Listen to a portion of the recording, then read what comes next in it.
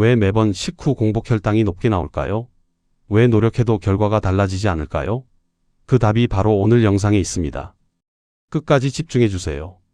예전엔 저도 밥을 줄이고 단 음식을 피하면 혈당이 잡힌다고 믿었습니다. 하지만 30년 동안 수많은 분들을 만나면서 깨달았죠. 진짜 문제는 먹는 양이 아니라 먹는 순서였다는 걸요. 저는 30년간 혈당과 식습관의 상관관계를 연구해온 박사 김도현입니다. 대학원 시절부터 지금까지 식습관이 혈당에 미치는 영향을 추적해왔고 수천 명의 사례를 직접 관찰하며 기록해왔습니다. 같은 분야에서 평생 연구해온 사람으로서 말씀드립니다. 우리가 혈당을 잡지 못하는 이유, 사실은 약도, 식단도 아닌 하루 습관 때문입니다. 저는 노력해도 혈당이 잡히지 않아 낙심하신 분들을 너무 많이 봐왔습니다. 한 번은 꾸준히 식단을 조절하던 분이 있었는데 밥보다 반찬 순서만 바꿨을 뿐인데 혈당이 안정되기 시작했습니다. 그 순간을 저는 지금도 잊을 수가 없어요. 그때 저는 확신했습니다. 혈당을 조절하는 건 의지가 아니라 습관의 힘이라는 걸요. 식단을 바꿀 때 무엇을 먹을까를 고민하기보다 어떻게 먹을까부터가 사실 더 맞는 말입니다. 그리고 당분을 줄이면 혈당이 내려간다는 상식 또한 사실은 절반만 맞습니다. 나머지 절반은 결국 식사의 타이밍이 결정하거든요. 요즘 이 음식 하나면 혈당이 뚝 떨어진다는 광고 보신 적 있으신가요? 속지 마세요. 약이나 건강식품에 의존하기보다 진짜 핵심은 단 한 가지 생활 습관에서 시작됩니다. 여러분도 혹시 이런 경험 있으신가요? 열심히 관리하는데 숫자는 오히려 오르락내리락하고 병원 갈 때마다 마음이 무거워지시는 거예요. 그건 여러분의 노력이 부족해서가 아닙니다. 단지 방법을 몰랐던 거예요.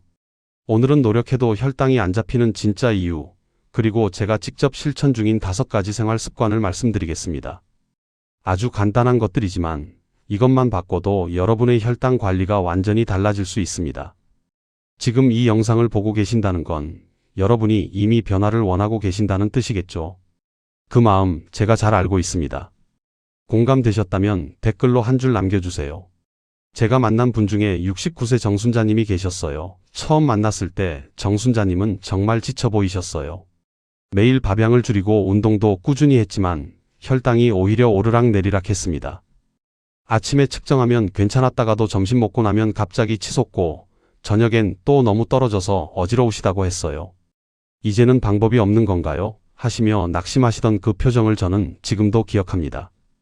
그런데 그분이 단 하나의 변화를 주셨습니다. 바로 식사 순서였어요.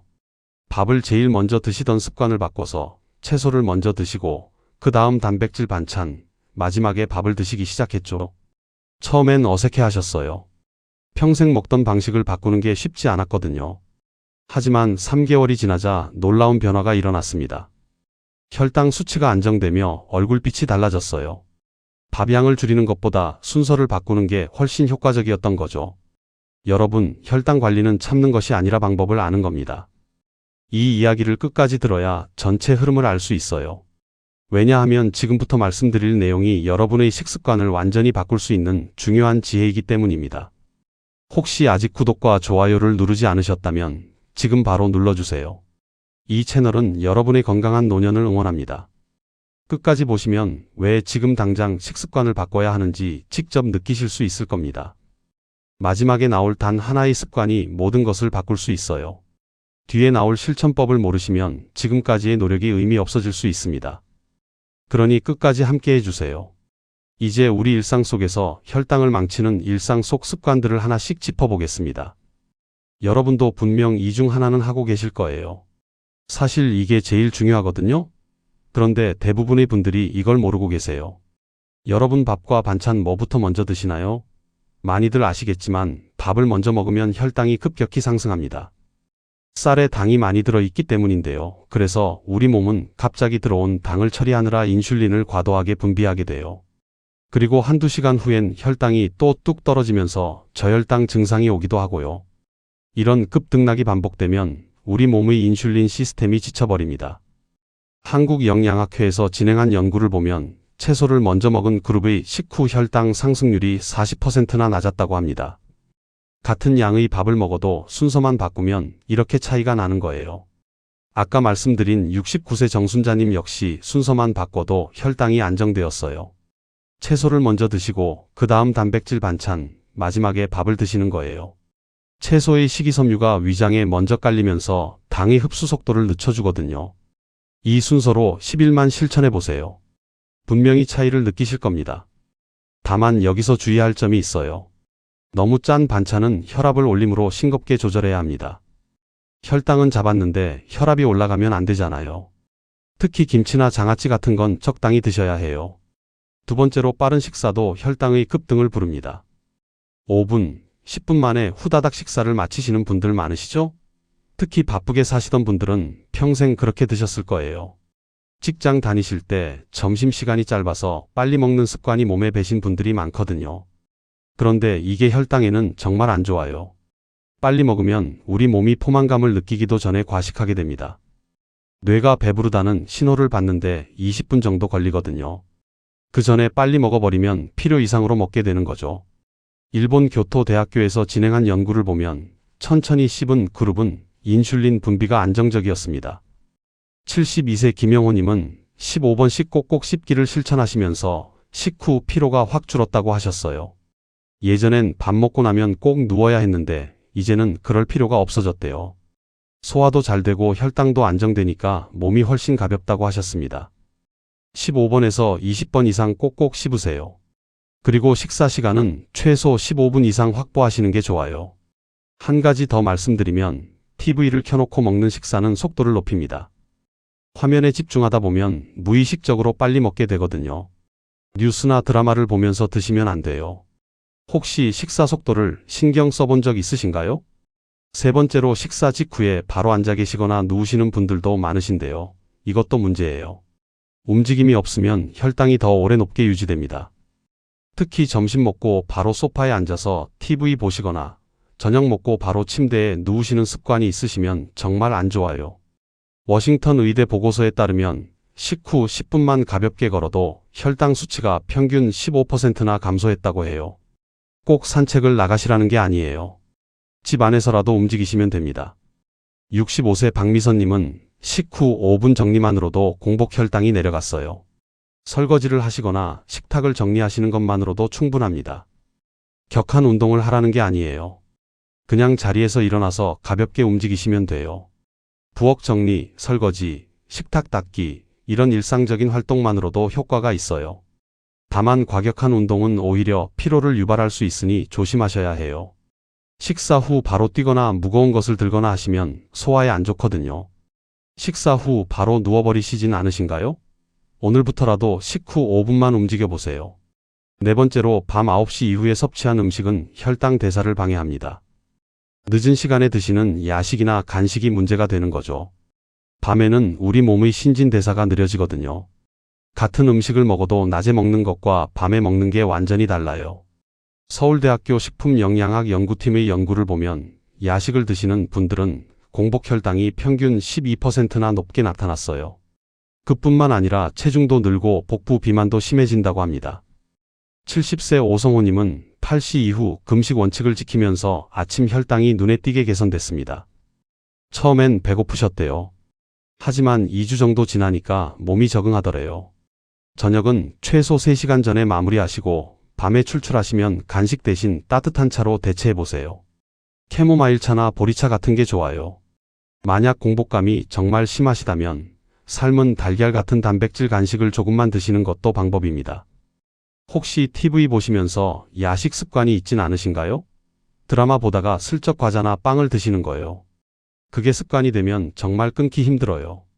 다섯 번째로 당분이 없는 것처럼 보이는 음료에도 혈당을 올리는 첨가물이 있습니다. 무설탕이라고 써 있어도 안심하시면 안 돼요. 인공감 미료가 들어있거든요. 아스파탐, 수크랄로스 같은 거요. 이런 것들도 우리 몸의 인슐린 반응에 영향을 줍니다. 한국소비자원 조사에 따르면 무설탕 음료 10종 중 7종에서 인공감 미료가 검출되었다고 합니다. 심지어 건강 음료라고 광고하는 제품들에서도 나왔어요. 73세 최정자님은 물만 마시기 시작한 지 한 달 만에 혈당 변동폭이 확 줄었어요. 이온 음료도 비타민 음료도 다 끊으시고 그냥 물만 드셨대요. 처음엔 심심하셨대요. 맛이 없으니까요. 하지만 한 달쯤 지나니까 물이 제일 맛있더래요. 하루 1.5리터의 물을 천천히 나눠 마시는 습관을 들이세요. 한 번에 많이 드시면 화장실만 자주 가게 되니까 조금씩 자주 드시는 게 좋아요. 1시간에 한 컵 정도씩 드시면 딱 좋습니다. 탄산수도 과량 섭취하면 위산 과다를 유발할 수 있으니 주의하셔야 합니다. 여러분은 오늘 물을 몇 잔이나 드셨나요? 지금 한 잔 드시는 것도 좋겠네요. 이렇게 작은 습관 5가지만 바꿔도 몸의 혈당 반응은 눈에 띄게 달라집니다. 제가 수없이 봐왔어요. 처음엔 다들 반신반의 하시다가 한 달만 실천하시면 검사 수치로 확인하시게 되거든요. 이제는 반대로 혈당을 안정시키는 식품들을 알아보겠습니다. 이 식품들은 제가 구원자 식품이라고 부르는데요. 여러분의 혈당을 지켜줄 든든한 친구들이에요. 이제 여러분의 혈당을 지켜줄 5가지 구원자 식품을 말씀드리겠습니다. 이 식품들을 꾸준히 드시면 혈당 관리가 정말 수월해져요. 약처럼 극적인 효과는 아니지만 꾸준히 드시면 몸이 변하는 걸 느끼실 수 있습니다. 첫 번째로 식이섬유가 풍부한 채소는 당의 흡수를 늦춥니다. 이게 왜 중요하냐면요. 당이 천천히 흡수되면 혈당이 급격히 오르지 않거든요. 브로콜리, 양배추, 시금치, 상추 같은 것들이 다 좋아요. 특히 녹색 잎채소가 효과가 좋습니다. 제가 강조하고 싶은 건 생으로 드시는 게 가장 좋다는 거예요. 물론 익혀 드셔도 괜찮지만 생채소의 식이섬유가 혈당 조절에는 더 효과적이거든요. 쌈채소로 드시거나 샐러드로 드시면 됩니다. 다만 샐러드 드레싱에 당분이 많은 경우 효과가 줄어듭니다. 시판 드레싱은 대부분 설탕이 많이 들어가 있어요. 그러니까 드레싱은 따로 만드시거나 올리브유에 레몬즙 정도만 살짝 뿌려서 드세요. 발사믹 식초도 좋고요. 하루 2끼 이상 식사 전에 채소를 먼저 드시는 습관을 들여보세요. 아침에 쌈 채소 몇 장, 점심에 샐러드, 저녁에 나물 반찬 이런 식으로요. 혹시 채소를 식사 후에 드시진 않나요? 입가심으로 채소를 드시는 분들 계신데 그건 효과가 반감돼요. 꼭 식사 전에 드셔야 합니다. 두 번째로 콩류와 두부는 혈당과 인슐린을 동시에 조절합니다.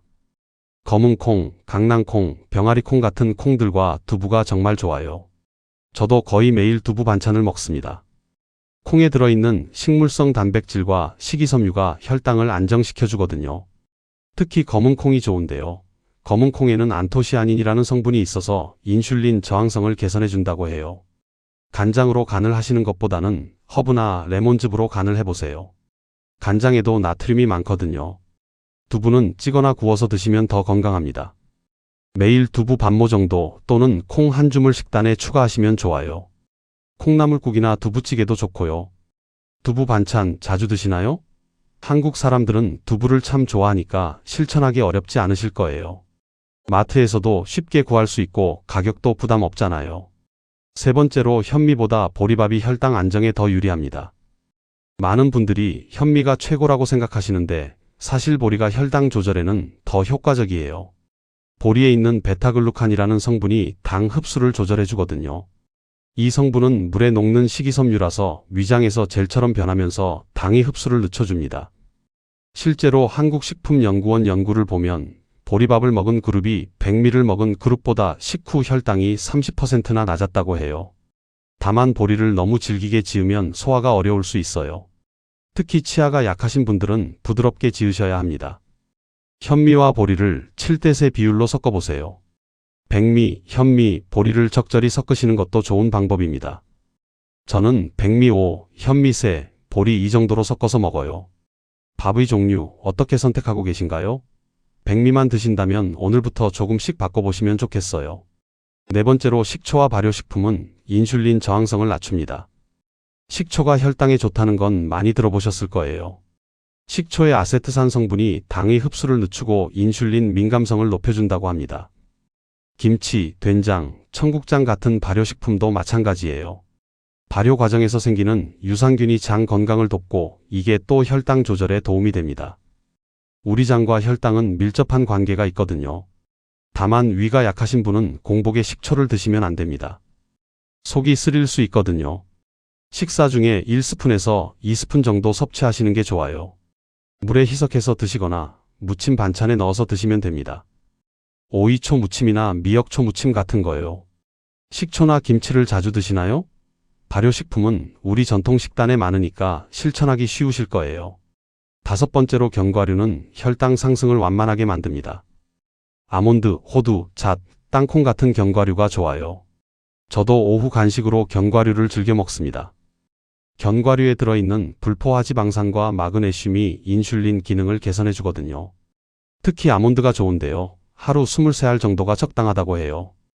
호두는 오메가세가 풍부해서 혈관 건강에도 좋고요. 하지만 주의하실 점이 있어요. 하루 20g 이상 섭취하면 열량이 오히려 높아집니다.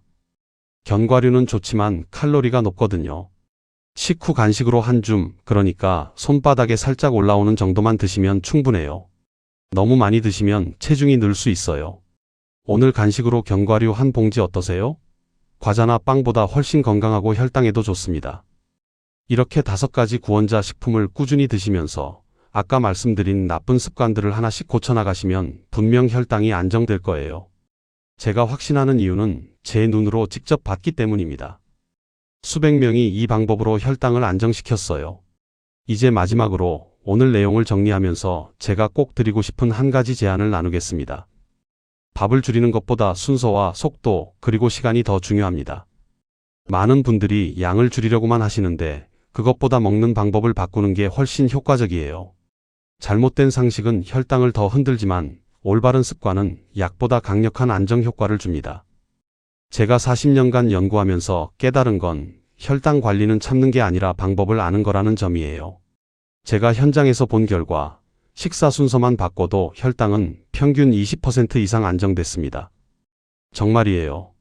밥양을 반으로 줄이는 것보다 순서를 바꾸는 게 더 효과적이었어요. 결국 혈당은 노력의 문제가 아니라 방법의 문제였습니다. 여러분이 지금까지 힘들었던 건 의지가 부족해서가 아니에요. 제대로 된 방법을 몰랐던 거예요. 잘못 관리했을 때는 어떻게 될까요? 혈당이 계속 오르락내리락하면 몸이 지칩니다. 피로감이 심해지고 집중력이 떨어지고 합병증 위험도 높아져요. 눈도 나빠지고 신장도 약해지고 발저림도 생길 수 있습니다. 하지만 제대로 관리하면 어떻게 될까요? 혈당이 안정되면 몸이 가벼워집니다. 아침에 일어났을 때 개운하고 오후에도 피곤하지 않아요. 건강검진 수치도 좋아지고 무엇보다 마음이 편안해져요. 오늘 당장 실천할 수 있는 한 가지를 말씀드리겠습니다. 밥을 먹기 전에 채소 한 젓가락부터 드시는 겁니다. 딱 하나만 바꿔보세요. 오늘 저녁부터요. 김치도 좋고 나물도 좋고 쌈채소도 좋아요. 모든 채소를 먼저 드시고 시작하는 거예요. 그 단순한 한 걸음이 3개월 후 건강검진표의 숫자를 바꿉니다. 제가 수없이 봐왔어요. 처음엔 어색하실 거예요.